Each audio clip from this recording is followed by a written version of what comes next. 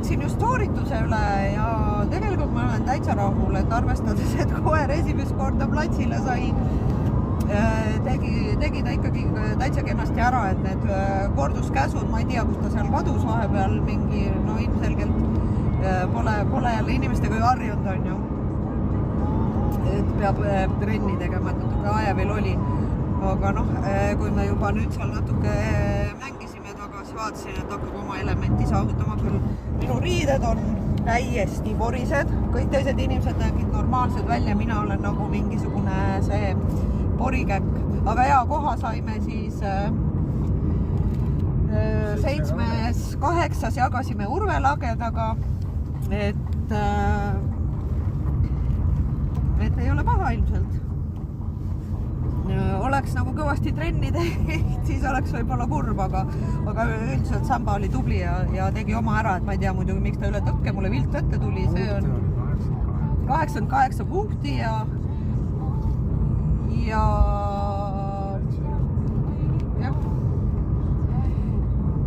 et mis ma veel oskan öelda.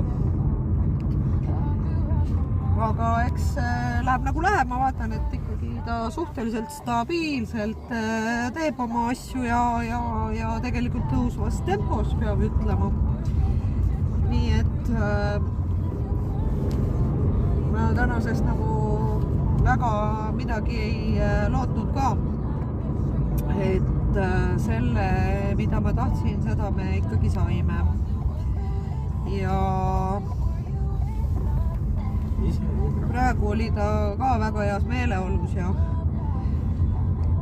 tuleb lihtsalt rohkem platsil käia, et inimesi näeks, et elad seal maal oma koopos ja siis su lahti vaatab seal teisi inimesi ja koeri. Ma ei tea, keda ta seal otsis, võib-olla ta otsis Varukameest tagast, kõrval on Varuka plats ju.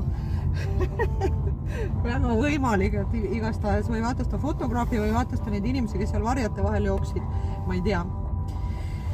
Aga selline asi, nii et pärast näitan videot ka.